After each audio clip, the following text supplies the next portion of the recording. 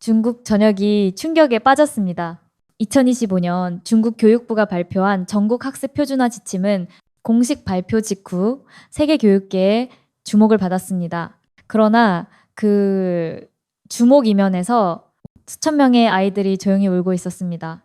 누구도 귀 기울이지 않았던 그 눈물의 의미를 가장 먼저 공개적으로 언급한 건 중국이 아닌 대한민국이었습니다. 대한민국이 중국 아이들을 구해냈습니다. 이 발언이 공개되자마자 중국은 일대 혼란에 빠졌습니다. 그 충격적인 이야기 지금 시작합니다. 안녕하세요. 저는 중국 상하이에 사는 평범한 고등학생 리우멍이라고 합니다. 이 이야기를 쓰기로 마음먹기까지 아주 오랜 시간이 걸렸습니다. 그런데 동생을 보면서 이건 꼭 누군가는 이야기해야 한다는 생각이 들었습니다. 제 동생 이름은 리우주안입니다. 10살이고 상하이 시내의 한 초등학교에 다니고 있어요. 말이 많고 그림 그리는 걸 좋아하는 아이예요. 하지만 글을 쓰는 건 정말 싫어했어요. 처음엔 그냥 글씨 쓰는 걸 귀찮아하는 줄 알았는데 그게 아니었어요. 어느 날이었어요. 제가 방에 들어갔을 때 주한이는 혼자 책상 앞에 앉아 공책을 들여다보고 있었어요. 공책 위엔 삐뚤빼뚤한 글씨로 겨우 3글자가 적혀 있었습니다. 그 다음은 비어 있었어요. 연필 자국만 수없이 덧그려진 채로요. 주한아, 왜 멈췄어? 제가 물었을 때 동생은 고개를 들지 않았어요.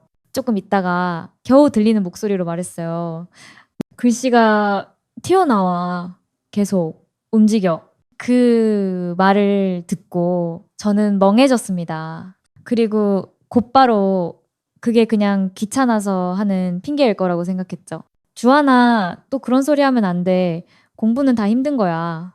그런데 그때 동생이 고개를 들었어요. 눈물 범벅이 된 얼굴로 말했어요. 나 진짜로 잘 안 보여. 자꾸 지워져. 머릿속에서. 그 순간 저도 같이 울어버릴 뻔했어요.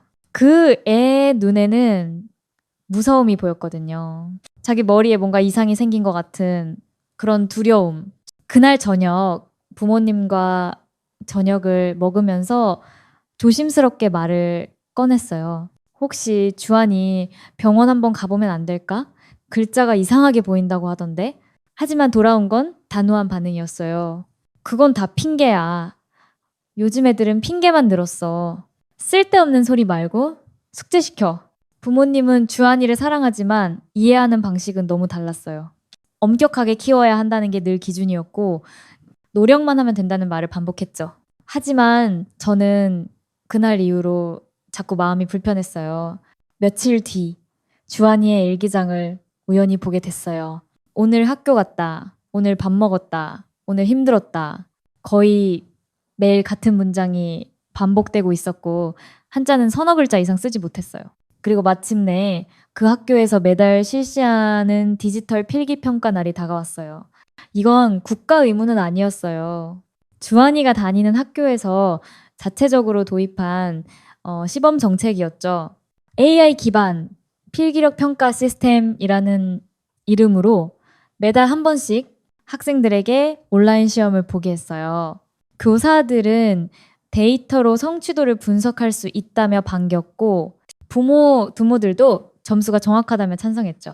그런데 정작 아이들은 특히 주한이는 계속 침묵했어요. 시험을 마치고 돌아온 날 주한이는 밥도 안 먹고 방에 들어갔어요. 그날 밤 저는 작은 소리에 잠이 깼어요. 종이가 찢기는 소리, 그리고 뭔가를 쾅쾅 바닥에 치는 소리. 문을 열자 주한이는 공책을 찢어 바닥에 던지고 있었어요. 나는 아무것도 못해. 나는 바보야, 바보야. 계속 그 말을 반복하면서 엎드려 울고 있던 모습이 지금도 제 머릿속에 남아있어요. 그 아이는 게으른 아이가 아니라 고장난 사회 속에 방치된 아이였던 거예요. 그날 밤 저는 검색을 시작했어요. 아이가 글자를 못 읽어요. 그렇게 처음 알게 된 단어가 있었습니다. 난독증, 문자 구조 해석 능력의 저하, 시각 정보 처리 이상, 한자, 일본어, 아랍어 등 복잡한 언어 체계의 취약. 모니터를 바라보며 저는 손을 부들부들 떨었습니다. 주한이가 병이었던 거야?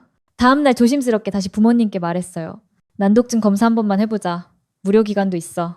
하지만 이번에도 같은 반응이었어요. 그건 외국 이야기야. 한자 못 외운다고 무슨 병이야.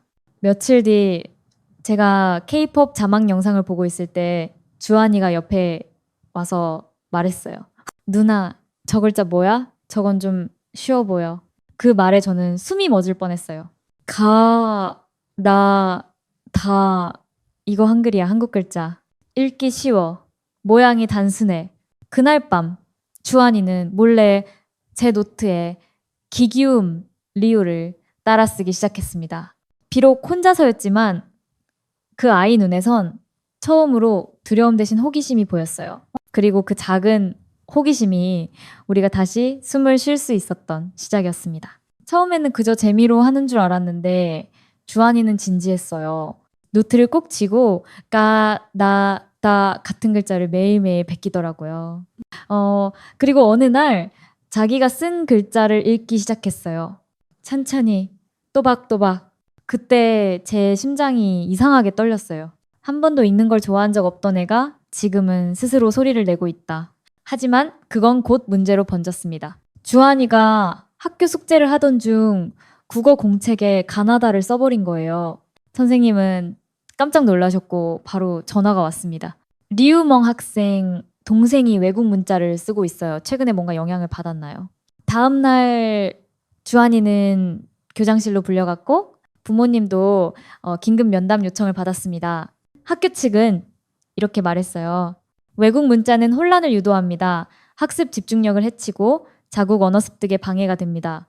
단호히 금지 조치를 취하겠습니다. 저는 그 말을 들으며 숨이 막혔어요. 그들이 말하는 혼란이란 게 주한이가 처음으로 글자를 이해하기 시작한 그 감격을 말하는 거라니. 부모님도 처음엔 크게 화내셨어요. 너 누나랑 뭘 본 거야? 왜 남의 나라 글자를 따랐어? 지금 한자도 못 외우면서. 주한이는 말이 없었어요. 그저 가만히 앉아서 손끝만 만지작거리고 있었죠. 그 모습이 너무 안쓰러워서 저도 모르게 큰 소리를 쳤습니다. 얘가 지금 글을 처음으로 읽고 있는 거예요? 읽고 싶어서 자기가 찾은 거라고요. 순간 방 안이 조용해졌습니다. 아버지는 깊은 한숨을 쉬었고 어머니는 아무 말도 하지 않으셨어요. 그날 밤 주한이는 제 방으로 와서 말했어요. 누나, 나 진짜 이상한 애일까? 왜 그렇게 생각해? 학교에서 선생님이 나보고 혼란스럽게 하지 말래. 엄마 아빠도 내가 이상한 글자 배운다고 혼냈고 근데 나는 처음으로 글자가 무섭지 않았어. 저는 아무 말도 못했어요. 어떻게 설명해야 할까요? 자기가 느낀 그 처음의 감각을 누군가의 불편함이나 금지 앞에서 지켜내는 법을 주하나 너는 이상한 게 아니라 다른 거야. 다른 건 나쁜 게 아니야. 누나는 네가 뭔가에 흥미를 느끼는 걸 처음 봤어. 그거면 충분해. 그 말이 통했을까요? 주한이는 고개를 천천히 끄덕였고 그날 이후로도 몰래 글을 썼습니다. 그렇게 저희 둘만의 비밀 수업이 시작됐어요. 하지만 곧 더 큰 갈등이 찾아왔어요. 부모님이 주한이의 공책을 발견하셨거든요. 가나다라 마바사. 그리고 그 밑에는 주한이가 쓴 짧은 문장이 있었어요. 나는 리우주한입니다. 부모님은 처음에 놀라셨고 그 다음에 화가 나셨어요. 아무리 그래도 한글을 쓰는 건 너무 지나치잖아. 외국 문화에 휩쓸리는 건 위험한 일이야. 저는 애써 설명했어요. 이건 문화 문제가 아니에요. 지금 이 아이는 글을 쓰고 있어요. 태어나서 처음으로 자기를 표현하고 있어요. 그러자 아버지가 조용히 물으셨어요. 그럼 너는 주한이가 한자를 못 쓰고 대신 외국 글자로만 일기를 쓰는 걸 허용하겠다는 거냐? 그래도 그게 괜찮다고 생각해? 그 질문은 저도 머뭇거리게 만들었습니다. 그렇지만 저는 고개를 들었어요. 네. 지금은 괜찮아요. 왜냐하면 이 아이는 처음으로 자기가 누구인지 글로 말하고 있으니까요. 며칠 뒤 우연히 SNS에서 세종학당이라는 글을 보게 됐어요. 외국인을 위한 한글 체험 수업 진행 중 참여 무료. 장소는 생각보다 가까웠어요. 저는 혹시나 하는 마음에 문에 메시지를 보냈고 곧바로 어떤 분이 직접 답장을 주셨어요. 안녕하세요. 저는 문서영 교사입니다. 혹시 학생분이 한글에 흥미가 있다면 체험 수업에 와보셔도 좋습니다. 단, 정식 수업은 아니니 부담은 갖지 마세요. 그 문장을 읽는 순간 가슴이 철렁 내려앉는 기분이 들었어요. 정식 수업은 아니지만 괜찮다고 누군가가 처음으로 괜찮다고 말해준 느낌이었거든요. 그날 밤 주한이에게 말했어요. 주한아, 이번 주말에 누나랑 특별한 데 가볼래? 거기 가면 너가 쓰던 그 글자를 마음껏 써도 된대. 주한이는 놀라운 얼굴로 물었어요. 진짜 혼 안 나? 혼 안 나. 오히려 너처럼 배우고 싶은 애들이 모인대. 다 외국 애들이야? 근데 걱정 마. 넌 특별 손님이야. 그리고 그날 밤 주한이는 처음으로 제게 이런 말을 했습니다. 누나, 고마워. 나 이제 좀 내가 바보 아니란 느낌이 들어. 주한이가 세종학당에 가기 전 부모님은 마지막으로 자신들의 방법을 시도해 보셨어요. 그 시도는 분명 사랑에서 비롯된 거였지만 결과는 너무 가혹했습니다. 처음 데려간 곳은 시내 외곽에 있는 소문난 심리상담센터였습니다. 학습 집중 훈련과 글자인지 촉진 치료라는 말에 혹하신 것 같았어요. 그곳에 도착하자 하얀 가운을 입은 선생님이 말했습니다. 아이, 눈을 따라가며 시각 추적 훈련을 하겠습니다. 글자 구조 인식을 위한 형태 퍼즐도 사용합니다. 처음엔 꽤 진지해 보였어요. 주한이는 컴퓨터 화면에 나오는 화살표를 따라가고 비슷한 모양의 도형을 맞추는 문제도 풀었죠. 하지만 세 번째 방문쯤 주한이가 제게 말했어요. 누나, 이거 그냥 그림 맞추기 같아. 글자는 안 보여. 맞춘다고 해서 이름 쓰는 게 쉬워지진 않아. 무엇보다 힘들었던 건 평가 결과였습니다. A사 용지 2장짜리 문서에는 이렇게 적혀 있었습니다. 인지 능력 정상이지만 주의력 결핍 의심. 문자학습 지연은 성실성 부족 가능성 있음. 그걸 읽은 아버지는 조용히 말하셨어요. 봐라, 정신력 문제야. 저는 그 종이를 보며 손이 떨렸습니다. 결핍이라는 단어가 아이에게 얼마나 깊은 상처가 되는지 그들은 모르고 있었습니다. 주한이는 병이 아니라 그냥 다른 방식으로 세상을 받아들이고 있을 뿐이었거든요. 어머니는 또 다른 방법을 시도하셨어요. 동네에 사는 한자 특강 선생님을 집으로 초대한 거죠. 옛날 방식이 제일 좋다니까. 붓글씨처럼 반복해서 쓰게 하면 돼. 선생님은 한자를 하루에 100번씩 써보라고 하셨고 주한이는 아무 말 없이 공책에 숫자를 써내려갔어요.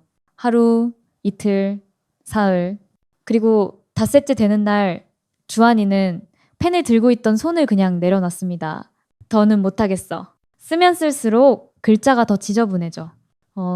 선생님은 고개를 절레절레 흔들었어요. 요즘 애들은 인내심이 부족해. 그냥 하라고 하면 되는데 말을 안 들어요. 그 말에 저는 참을 수가 없었어요. 선생님, 얘는 하루에 100번 넘겠어요. 근데 그게 글자가 아니라 고문이에요. 그날 이후로 주한이는 며칠 동안 아예 글자를 보려고도 하지 않았어요. 자기 방벽에 붙여둔 가나다 표도 조용히 떼어내서 서랍에 넣어뒀습니다. 저는 그걸 보고 아무 말도 할 수 없었어요. 그 아이가 포기했다는 걸 느낄 수 있었거든요. 그런데 바로 그 무렵에 한 통의 메시지가 도착했습니다. 세종학당에서 답장이 온 거였어요. 이번 주말 한글 체험 수업 있습니다. 어린이 동반도 가능하며 특별히 조용한 개별 공간을 마련해 두었습니다. 그 메시지를 보여주며 저는 조심스럽게 말했어요. 주한아, 우리 한 번만 가보자. 이번엔 아무도 너한테 틀렸다고 안 해. 네가 쓰고 싶은 글자를 네 마음대로 써도 돼. 주한이는 처음엔 말이 없었어요. 그런데 다음날 아침 제게 작은 종이 한 장을 내밀었어요. 그 안엔 삐뚤빼뚤하지만 분명히 쓰여 있었어요. 나는 리우주안입니다. 저는 그 글을 보고 눈물을 참을 수 없었습니다. 그건 그 아이가 다시 세상에 말을 걸기 시작했다는 증거였으니까요. 그리고 저는 그 순간 확신했어요. 이번엔 진짜 주한이를 있는 그대로 받아들여주는 곳이 필요하다. 그날은 토요일이었어요. 아침부터 날씨가 흐렸고 창밖엔 비가 내릴 듯 말듯한 먹구름이 가득했죠. 그런데도 주한이는 아침 일찍 일어나 책가방을 메고 저를 기다리고 있었어요. 그 아이가 무언가를 기다린다는 건 정말 오랜만이었습니다. 그 모습 하나만으로도 제 가슴은 꽉 차올랐어요. 우리는 시내 중심가 근처에 있는 작은 문화센터로 향했어요. 그 곳에 세종학당의 체험 수업이 열리고 있었거든요. 안으로 들어서자 작지만 아늑한 공간이 펼쳐졌습니다. 서너 명의 외국인 학생들과 2명의 한국인 선생님, 그리고 그곳 한쪽에서 아이들을 위한 개별 공간이 마련돼 있었어요. 거기서 처음 문서영 선생님을 만났습니다. 안녕하세요, 리우멍 씨 맞죠? 밝은 목소리로 인사하신 선생님은 처음부터 주한이를 마치 오래 본 제자처럼 따뜻하게 맞아주셨어요. 이쪽이 동생 주한이에요? 반가워요, 주한아. 그 말에 주한이는 조심스럽게 고개를 끄덕였어요. 혹시 자기 이름 써보기부터 해볼까요? 선생님은 주한이에게 네임태그 종이를 건네셨습니다. 그 안에는 점선으로 된 4글자가 적혀 있었어요. 리우주한. 주한이는 연필을 들고 잠시 숨을 멈춘 듯 조용해졌어요. 그리고 천천히 그 점선을 따라 글자를 눌러 쓰기 시작했죠. 이, 아인, 우 한자 한자 쓰는 손끝에서 떨림이 느껴졌습니다. 하지만 그는 포기하지 않았어요. 종이를 마친 뒤 주한이는 선생님을 올려다봤어요.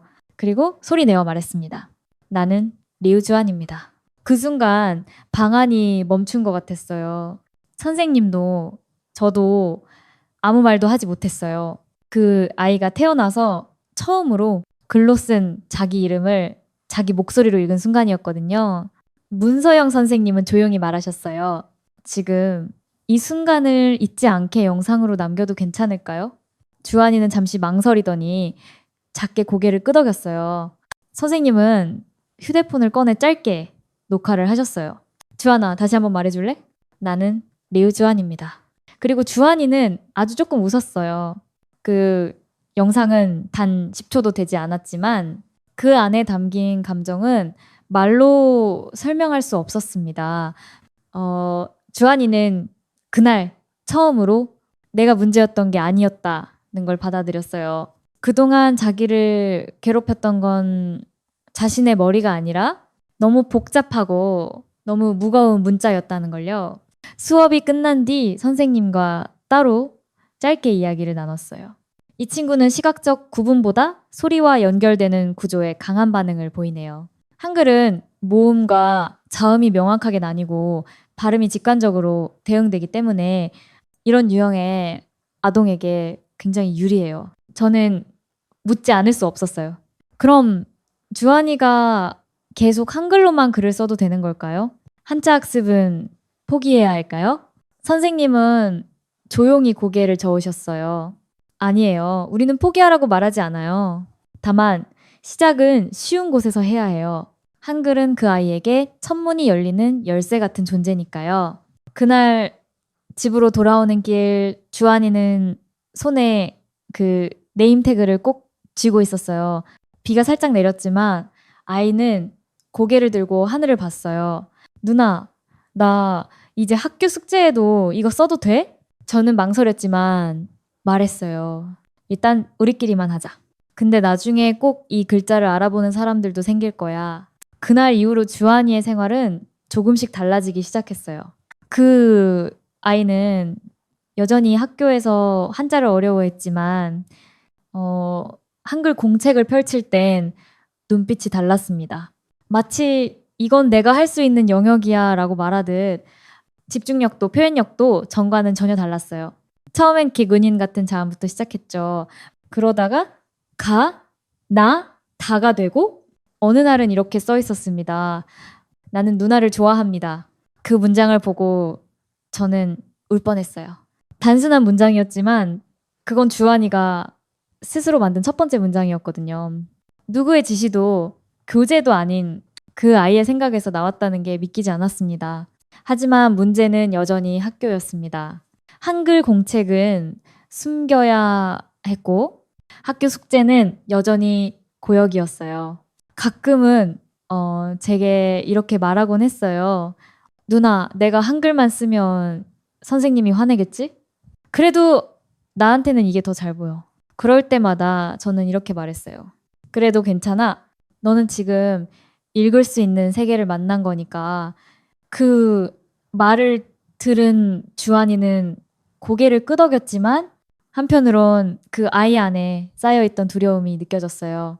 내가 읽는 법이 남들과 다르다는 것. 그게 혹시 또 누군가에겐 틀렸다고 보이지 않을까 하는 불안? 그러던 어느 날 문서영 선생님께서 뜻밖의 제안을 해주셨어요. 혹시 주한이가 괜찮다면 한글 읽기 수업 발표 영상에 짧게 출연시켜도 될까요? 얼굴은 나오지 않고 손글씨와 목소리만 나가요. 다른 학생들에게도 큰 용기가 될 수 있을 거예요. 저는 망설였지만 주한이에게 물었어요. 너 영상 나가도 괜찮겠어? 다른 아이들도 너처럼 글자를 힘들어할 수 있대. 너 목소리가 누군가한텐 도움될 수 있대. 주한이는 한참을 생각하더니 조용히 말했어요. 내 목소리 괜찮을까? 사람들이 이상하다고 하지 않을까? 난 아직도 글씨 잘 못 쓰는데.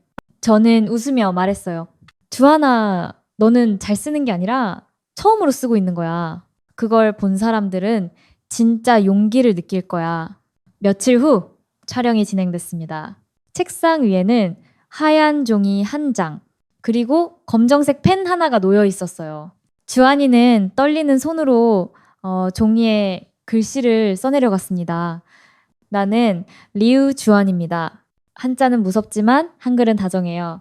그리고 그 문장을 또박또박 읽었어요. 목소리는 작았지만은 분명했어요.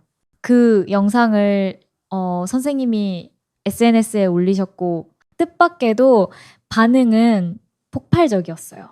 댓글은 하루 만에 수천 개가 달렸고 조회수는 500만을 넘겼습니다. 주한이의 영상이 인터넷에서 빠르게 퍼지기 시작한 건 예상보다 훨씬 더 큰 일이었습니다. SNS뿐만 아니라 교육 관련 포럼, 심지어 지역 뉴스 방송까지 한글을 통해 난독증 아동이 글을 읽기 시작했다는 제목으로 소개되었어요. 많은 사람들은 감동했고 어떤 사람들은 눈물을 흘렸다고 댓글을 남겼어요. 하지만 동시에 반대의 목소리도 만만치 않았습니다. 중국 아이가 왜 한국 문자를 배워야 하죠?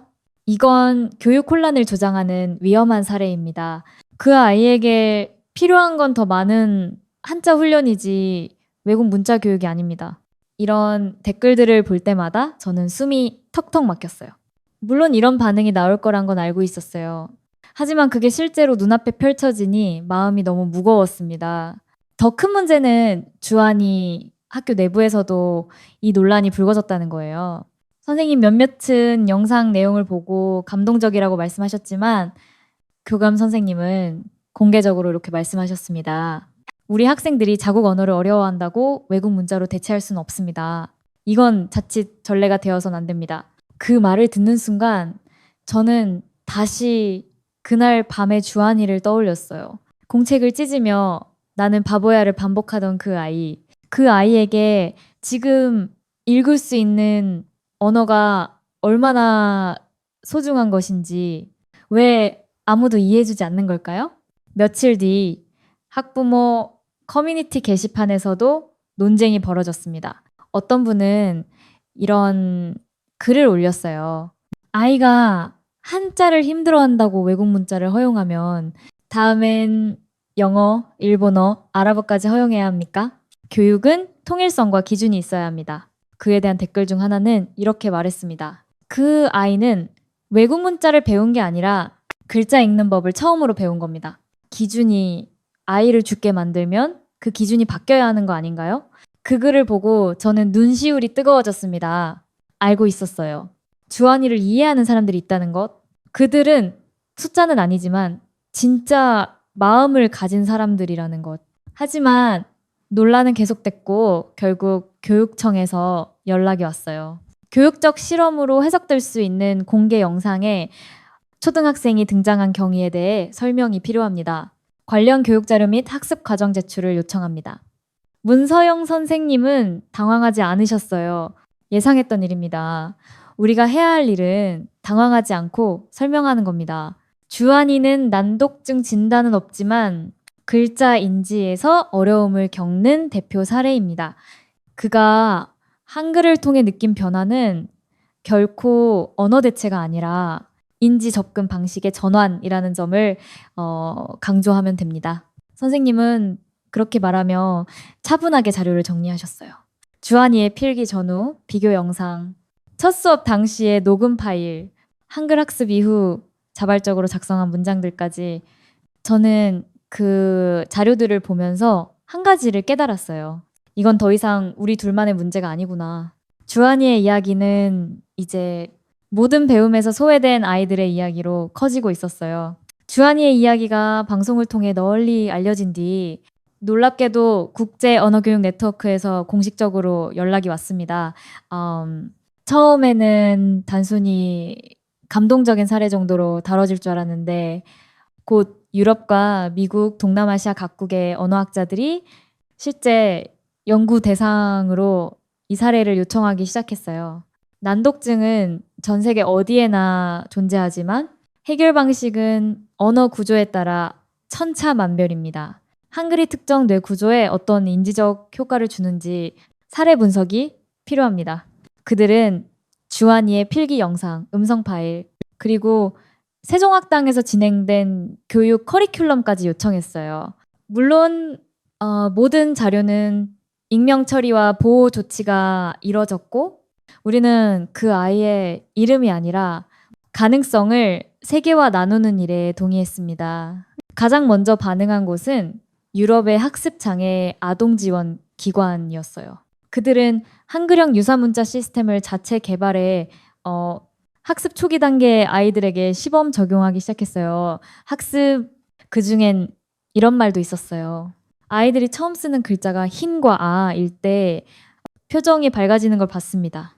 모양도 단순하고 소리와 연결되는 구조가 처음 읽기를 시작하는 아이들에겐 마치 퍼즐처럼 느껴지는 듯합니다. 한국어를 모르는 아이들이 한글 원리를 통해 글자를 읽기 시작했다는 거예요. 그건 정말 놀라운 일이었어요. 그리고 아프리카의 한 NGO 교육단체에서도 연락이 왔습니다. 지금도 문자 문해율이 낮은 지역에서 복잡한 알파벳 대신 한글의 구조를 도입하고 싶습니다. 우리는 언어를 수출하는 게 아니라 배움의 방식을 공유하고 싶습니다. 이 말은 저에게 정말 깊은 울림을 주었습니다. 한국의 글자가 한 아이를 넘어 이제는 전 세계 아이들의 문이 되고 있었어요. 그 글은 미국 내 교육계에서도 큰 반향을 일으켰고 몇몇 주에서는 한국어 교육 주간을 시범 운영하기 시작했습니다. 그중 한 주에서는 한글로 이름 써보기 체험 행사를 열었고 참여한 아이들 중 몇몇은 이렇게 말했습니다.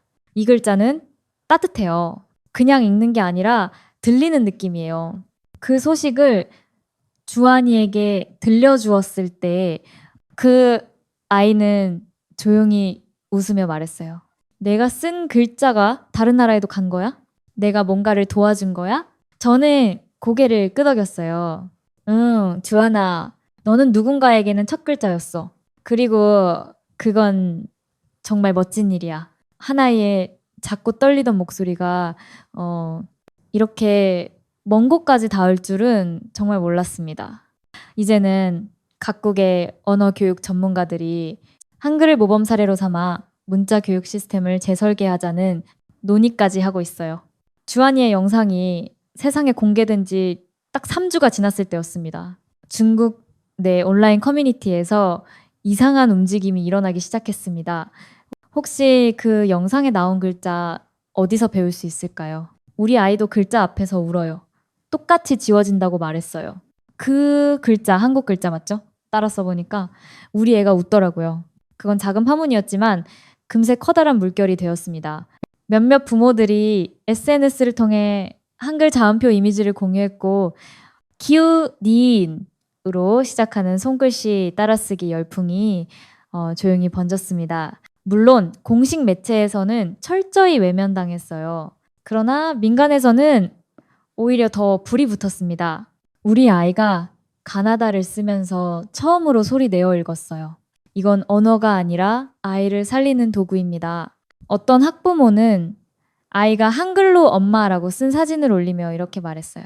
내 딸은 지금껏 나를 단 한 번도 글자로 부르지 못했어요. 그런데 이 글자로는 부를 수 있었어요. 저는 그 댓글을 읽고 펑펑 울었습니다. 우리만 겪는 아픔이 아니었더라고요. 그리고 이제 한글은 단순한 외국 문자가 아닌 읽을 수 있는 첫 번째 언어가 되고 있었어요. 점점 더 많은 중국 학부모들이 자체적으로 한글 학습 그룹을 만들기 시작했고, 한국 온라인 쇼핑몰에서 한글 쓰기 교재의 판매량이 한 달 만에 5배 이상 늘어났다고 합니다. 이건 유행이 아니라 해방이에요. 우린 처음으로 아이의 눈에서 희망을 봤어요. 한글은 그 구조만으로도 충분히 과학적이지만 그보다 더 위대한 건 누구도 배제하지 않는 설계였습니다. 은 입 모양에서, 뉴는 혀 위치에서, 는 입의 열림에서 소리 나는 대로 배우고 느낀 대로 쓰게 만든 글자. 누구도 가르치지 않아도 마음만 있다면 따라할 수 있게 설계된 문자. 그 단순함이 누군가에게는 다시 일어나는 힘이 되었어요.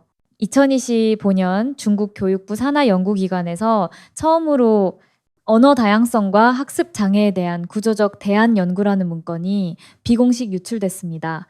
그 안엔 놀라운 문장이 포함되어 있었습니다. 한자 기반 문자 체계가 인지적 취약 아동에게 비효율적일 수 있으며 한글 구조는 일부 사례에서 학습 진입 장벽을 낮추는 효과를 보였다. 중국에서 그것도 교육부 직속 기관의 보고서에 한글이 이름을 올린 겁니다. 비록 공식 발표는 아니었지만 그 문서 하나로 몇몇 교육 스타트업들은 음소문자 기반 대체학습 프로그램을 개발하기 시작했고 한국어 잠오 원리를 활용한 기초 문자 세트를 자체 제작해 시범 운영에 들어갔습니다. 일부 대도시에서는 유치원 교사 대상 워크숍에서 한글의 모음 구조를 설명하는 장면도 포착됐습니다. 처음에는 형태놀이용 도구로 포장됐지만 그 안에는 명확한 의도가 있었어요. 읽게 만들어야 한다. 일단 읽고 나면 그 다음은 아이가 선택할 수 있다. 주한이의 이야기는 교육 포럼과 교원, SNS 그리고 일부 교사 커뮤니티를 통해 실천 사례로 공유되기 시작했어요. 한 아이를 바꾼 한 글자. 지금까지의 기준이 옳았다고 여전히 말할 수 있는가? 그중 한 교사는 익명으로 이런 글을 올렸습니다. 우리는 늘 국가 표준을 말하지만 아이들은 단 한 명도 표준 같지 않습니다. 이제는 표준이 아이에게 맞춰야 할 때입니다. 그 말은 지금껏 중국 교육 철학에서는 상상도 못했던 도전이었습니다. 그리고 몇 달 뒤 베이징의 한 대안학교에서 다언어 적응형 문자 수업이라는 정규 커리큘럼이 시작됐어요.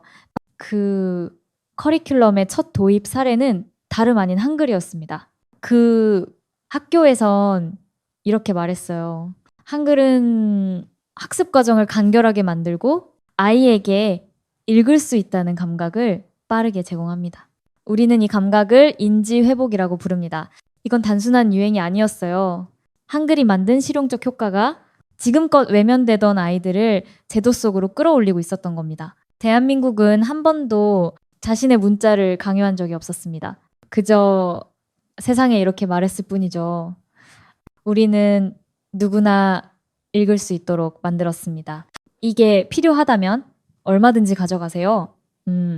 그리고 지금 그 겸손한 제안이 세계를 바꾸고 있습니다. 요즘 주한이는 스스로를 글 쓰는 사람이라고 소개합니다. 물론 여전히 한자는 어렵다고 해요. 수업 시간엔 버벅이기도 하고 필기평가 때는 친구들보다 느릴 때도 많아요. 하지만 더는 책상을 주먹으로 치지도 않고 공책을 찢지도 않아요. 무엇보다도 나는 바보야 라는 말을 하지 않아요. 그 아이는 이제 자기 이름을 읽을 수 있는 사람이 되었고 자기 마음을 적어볼 수 있는 사람이 되었어요. 문득 이런 생각이 들었습니다. 기술이란 대체 무엇일까? 우리는 흔히 기술을 기계, 컴퓨터, 인공지능 같은 걸 떠올리지만 주한이를 보며 저는 깨달았어요. 진짜 기술은 사람을 이해하게 만드는 것, 사람을 사람답게 만드는 것이라고요. 네, 한글은 그 자체가 하나의 기술이었어요. 복잡한 구조 속에서 소리를 기준으로 문자 구조를 재구성한 누구나 배울 수 있게 설계된 세계에서 가장 단순하면서도 과학적인 언어, 그 구조가 한 아이를 절망에서 구해냈습니다. 문서영 선생님께서는 가끔 이렇게 말씀하셨어요. 한글은 위대한 기술이에요. 정보를 전달하는 도구이자 인간을 잊지 않는 시스템이죠. 네, 선생님 말처럼 한글은 복잡하지 않지만 그 안에는 사람을 향한 철학이 들어있었어요. 배우기 쉬워야 한다는 것, 읽을 수 있어야 한다는 것, 그리고 그 모든 게 누구에게나 열려 있어야 한다는 것.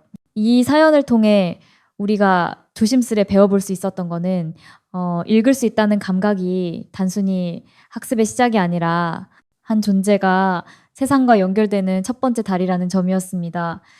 한 아이가 처음으로 자신의 이름을 쓰고 또박또박 읽는 그 순간 그것은 단지 글을 배운다는 행위를 넘어서 스스로를 이해하고 세상에 자신의 존재를 알리는 조용한 선언이었어요.